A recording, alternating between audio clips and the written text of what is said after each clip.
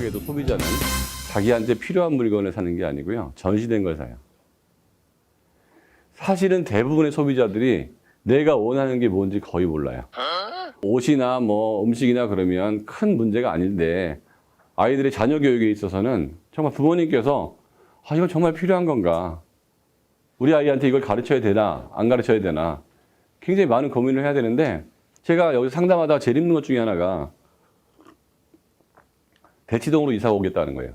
제가 봤을 때 정말 10여 년 동안은 교육 컨설팅을 하면서 대치동 애들이 입시율이 제일 나빠요. 그러니까 대학을 많이 가는 건 중요하지 않아요. 내 애가 가는 게 중요하지. 얘가 만약에 대치동이 없었다면은 저 학교 가서 전교권이었을 텐데 왜 대치동에서 하위권을 하고 있을까요? 이게? 국어 교과서에 이런 말 나옵니다. 나보다 어른이 있으면 했다, 했습니다. 어떻게 얘기해야 될까요? 이거 국어 시간에 배워요. 회의를 할 때 상대방이 발언하고 싶을 때는 내 발언권을 득한 다음에 발언해라. 사회 돌아가는 거 국어 시간에 다 나와요. 심지어는 사투리까지 나와서요. 상대방을 존중하는 방법, 상대방과 의견이 다를 때 어떻게 조율해야 되느냐. 이게 다 국어 시간에 배워요. 심지어는 나와서 스피치 하는 것도 나와요. 상대방의 눈을 바라봐야 된다. 두 가지식으로 해야 된다. 본론이 나온 다음에는 세 가지 정도의 자기 근거를 대야 된다. 이게 다 나와, 교과서에. 그리고 이런 똑같은 내용이 수능 문제에 똑같이 나와요. 초등학교 5학년 때 이런 걸 배우거든요. 수능에 똑같이 나와. 이렇게 어떨 때 해야 되느냐. 근데 레벨이 계속 올라가거든요. 그래서 국어 공부를 이렇게 열심히 잘한다는 거는 일단 지능이 되게 높아질 수 있다는 찬스죠. 그리고 저는 국어 공부를 시킬 때 반드시 하는 몇 가지가 있어요. 그 중에 하나가 시를 외우게 합니다. 청각적 집중력을 키우는 거예요. 우리가 아이들 교육시킬 때 과학 실험할 때 애가 굉장히 행복해하는 것도 되게 중요한 거예요. 근데 한 번 들으면 안 까먹는 거, 요게요. 중학교에서는 잘 안 커지는 능력인 거 아세요? 단순 암기력이라고 그래요. 이게 제일 빨리 커질 때가 초등학교 때부터 시작해서 초등학교 6학년 때까지 제일 많이 커져요. 저는 적기 교육이라는 걸 굉장히 강조합니다. 3살짜리한테 아무리 글을 보여주고 숫자를 보여줘도 하등의 쓰잘데기 없는 짓 하는 거예요. 얘는 그때 그게 적기가 아니에요. 그때는 엄마가 안아주고 얘기해주고 같이 블록 같은 거 만지게 해주고 뭐 그림 보게 해주고 모빌 보여줘도 시각적으로 5학년한테 모빌 보여주는 거 아무 소용이 없다는 거예요. 각각의 나이에 따라서 발달하는 게 있다는 거죠. 교과 과정은 전체적인 아이들의 조작기나 그런 거에서 중하위권 애들한테 맞춰놓은 거예요. 그래서 학교 들어가기 2, 3년 전에 기억, 니은, 디귿, 한글을 읽을 수 있는 아이도 있지만 그게 못 읽을 수 있기 때문에 1학년에 그걸 맞춰놓은 거거든요. 그럼 우리 아이가 아주 일찍 읽는데 그걸 되게 좋아한다면 우리 아이는 언어적으로 2, 3년 빠른 거예요. 그러면 그거에 맞는 책을 주면 되겠는데. 그래서 대부분의 초등학교 교과가 낮춰놨거든요. 그래서 그거의 책도 1학년을 위한 책을 꼭 읽을 필요는 없어요. 동화책 같은 경우도. 우리 아이가 좀 빠르다면 더 빨리 익히는 거고 늦으면 좀 늦게 익히면 돼요. 아이들의 그 작업 기억력 중에서 언어 작업 기억력이 글자를 알고 책을 읽으면서 굉장히 빠른 속도로 좋아질 때 우리가 아이들한테 언어 기억력을 되게 키워주는 거예요. 제가 그래서 한 년을 읽게 하고요. 그때는 책을 못 보게 해요, 애들한테. 제가 읽을 때 아이들이 책을 보고 제가 읽는 거를 따라하면 청각적 기억력이 좋아져요? 시각적 기억력이 좋아져요? 보고 읽잖아요. 그래서 책을 덮으라고 하고 제가 시를 읊어줍니다. 보고 듣는 것보다 훨씬 힘들어요. 듣기만 해야 돼요. 그러면 귀 기울여 듣는 연습을 하면서 들으면서 외우는 연습을 하는 거죠. 그 다음에 두 연을 읽어주는데요. 한 연을 할 때는 별 어려움 없이 다 따라해요. 왜냐하면 사람이 한 두세 줄 읽는 거는 메모리가 누구나 연습하지 않고도 되거든요. 고통이 따르는데 고통이 따를 때만 그 능력이 좋아진다. 그러니까 수업 시간에 아이들한테 잠깐의 고통을 계속 주는 거예요. 왜? 그 능력을 개발시키기 위해서. 고등학교 때 중간고사가 왔는데 안 외워지는 것보다 지금 고통스러워서 그 부분을 자극시켜서 활성화시켜야 돼요, 지금. 그러니까 우리는 발견한 거예요. 쟤는 못 외우는구나. 그러면 많은 엄마들이 못 외우는구나 했을 때 하지 마라고 그러면요. 그 능력은 영원히 안 좋아집니다. 지금 아파도 외우려고 자꾸 노력을 자꾸 하면 그 전보다 조금씩 잘하게 돼요. 왜? 딴 애가 하니까. 그리고 선생님이 끝까지 포기하지 않으니까. 사법시험 보면 다 싸그리 외우는 거거든요.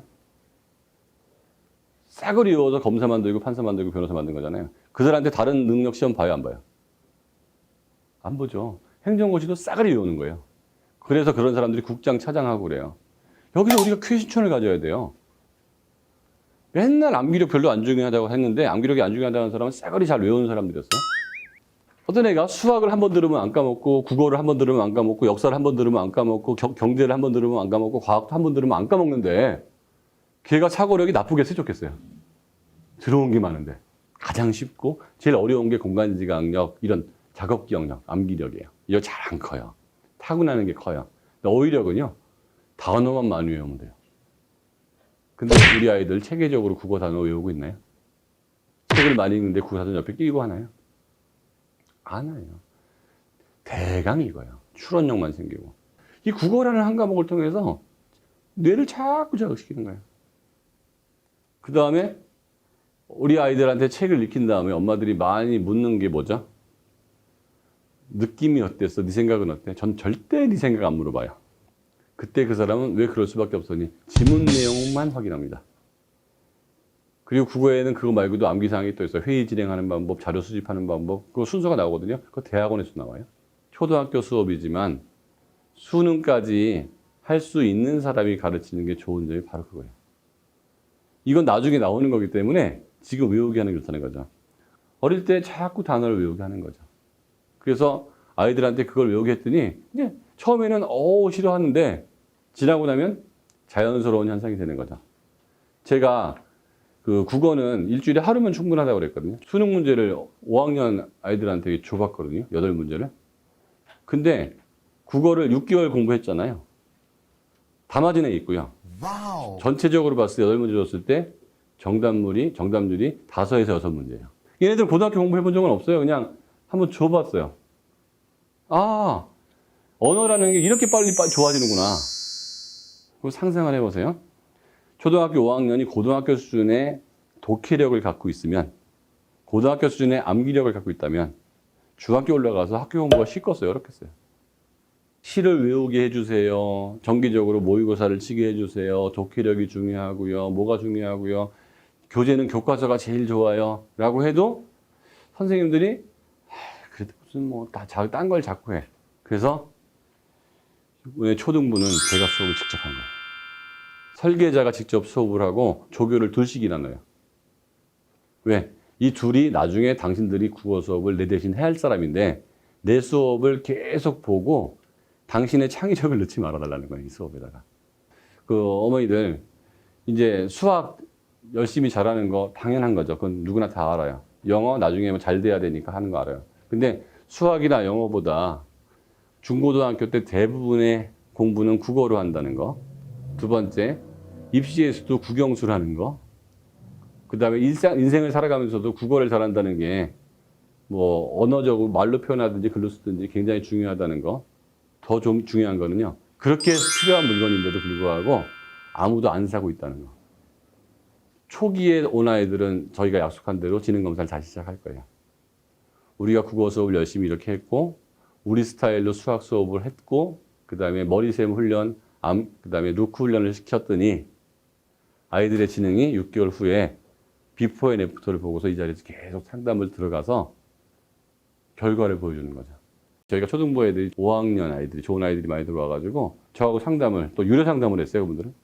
이 아이들이 초등학교 교과서를 다 끝내고 나면 먼저 시작한 5학년 애들은 이번 달에 끝나요. 그러면 걔네들이 통합국어를 들어가요. 통합국어. 중등부로 가면 수업 시간이 3시간으로 늘고요. 아이들한테 이제 정기적으로 모의고사를 치게 해요. 왜? 어머니한테 증거를 보여드리기 위해서. 처음에 50점이 나와도 상관없어요. 그리고 비문학 독해를 시킬 거고 아이들.